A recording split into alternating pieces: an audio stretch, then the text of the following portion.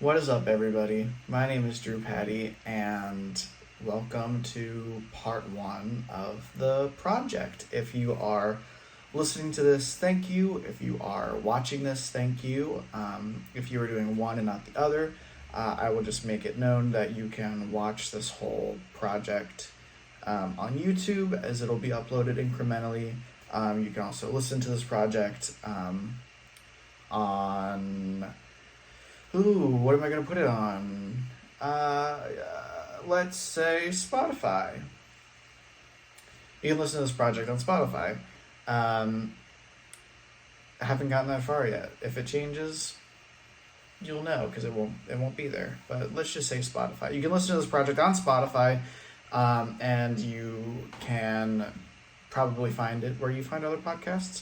But certainly Spotify, and I'll put all this in links somewhere. And if you find this video, you found a link. So I just wanted to start this first part with kind of an explanation of the piece and everything, and start with a little bit of a director's note, things to note before we dive straight in, because everything after this episode will be the show, and until the last part where I kind of conclude. But this project is probably about four or 5 years old now.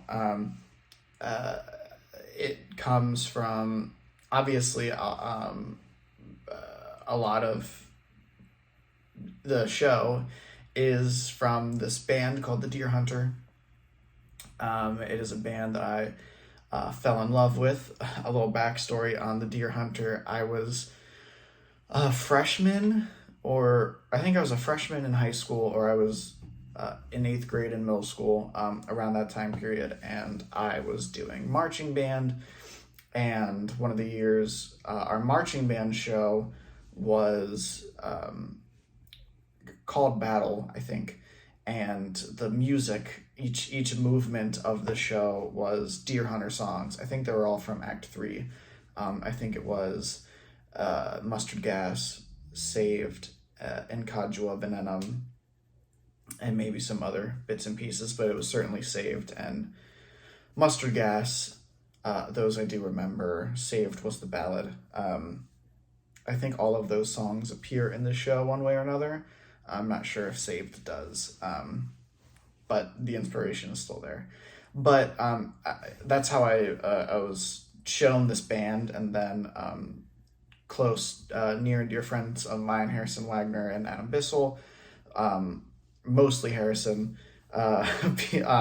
showed me other songs by the Deer Hunter. He showed me Mr. Usher, and I kind of fell in love with the vibe immediately, because it was this big rock band, and they had like hard rock songs, and they had beautiful ballads, and then they had Mr. Usher's jazz piece. And the more research I did on them, they have a wide range of everything. There's some disco and funk and like bluegrass country. I mean, they really, like, pop singles, they really like span over every genre of music. And so they have 5 albums that are titled, there's a title in Act 1, Act 2, Act 3, Act 4, Act 5. So this project is the culmination of the 5 act albums that tell a story.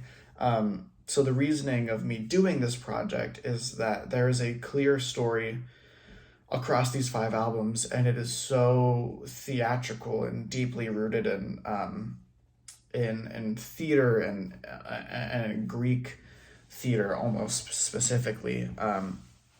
I don't know if that was intentional, but it's certainly there. I mean, there's lyrics in songs that say, the stage is set, or the stage is ready.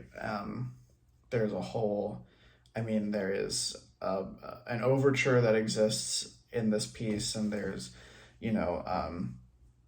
characters that are so interesting and real and not at the same time. And so, and this isn't new. I think the first album came out in 2006. So it's been, a little under 20 years that this music has been out there, and there's been no, theatricalization of it. And so I think this could be an interesting first step of getting the piece. I think it would translate well on a stage, and certainly in this time of modernized theater and contemporary musical theater, that there is certainly a place for the show.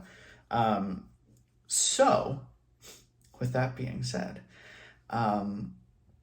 the piece that you're about to experience is going to be entitled "The Deer Hunter," a rock opera, and it basically tells the story of this boy who will be named Hunter, and trying to figure out life in late 1800s, early 1900s is when the show takes place. And he, experiments with a lot of different things, trying to find his place in life and figure out how to find himself, almost, in a way. He has no real guidance. I will try not to spoil anything to the best of my ability.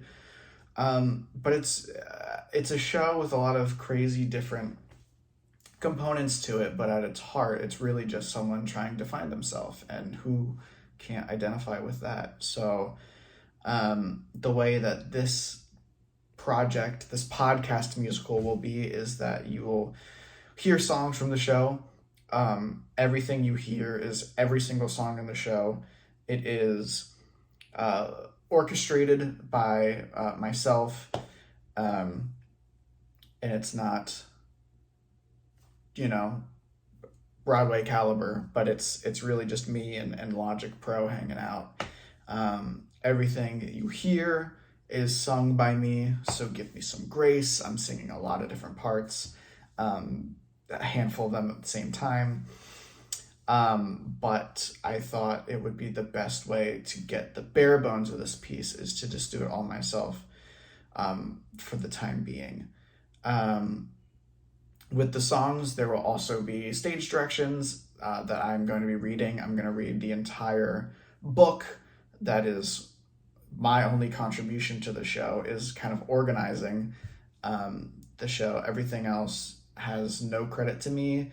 I want to make that very clear, that this is not, there's no intention for copyright. I'm not trying to make money off this. I'm not trying to, take this as my own. I want to make it very clear and have no problem saying that none of this is my work, pretty much. The story is not mine. The music and lyrics are not mine. I only, kind of came in and moved some stuff around and added some embellishments just that would fit with my conceptualization of the story. But this is for educational purposes only. And my dream for this would to be that this whole project finds itself in Casey's lap, or anyone in the Deer Hunter's lap, and they'd be, interested in seeing more about how this project could be theatricalized, and how much I would love to work with them on it. With that being said, I think I've said enough of the nitty-gritty, I believe. So let's just go through a couple of director's notes and stuff that I have before we kick it off in the next episode. So just some key things to note and to keep in the back of your minds when you're, kind of going through this piece, is that the show should be as minimalistic as possible. It should feel less like a performance and more of a story being told, very storybook style. The scenery is up for interpretation, but the one key factor that must be there is this concept of the tree. The tree is on all of the ACT albums in different variations, and ideally, the backdrop would be a culmination of those trees. The logo artwork for this project has just a very bare bones concept, with the limited things I could do with a free online photo editing program, of how that could be interpreted. All the stage directions are suggestions. Obviously, the piece isn't fleshed out just yet, but the story should stay as true as possible to the original material. For casting, there's a lot of opportunity for double casting, couple of casting track scenarios that I think could be beneficial could be the character of Ms. Tari, also playing the mother in Act 2, young Hunter and Hunter's son, misleading, and the fiance. Could be a couple tough, quick changes for her, but it is doable. And then the portly man and the son, and then the general and Mr. Usher. Now, none of that means anything to you just yet, but if you wanted a smaller cast instead of having a bigger cast and having a lot of people having princess tracks, then that is certainly a possibility. Casting the show with one actor playing one role should only be done when it's absolutely necessary. So, without further ado, let me look at the notes. I think that's everything. Before we kick it off, I do want to say that all of the sheet music and tabs and everything that I have found to make this piece possible, people are credited on the sheet music. People will be credited in the description of everything on YouTube.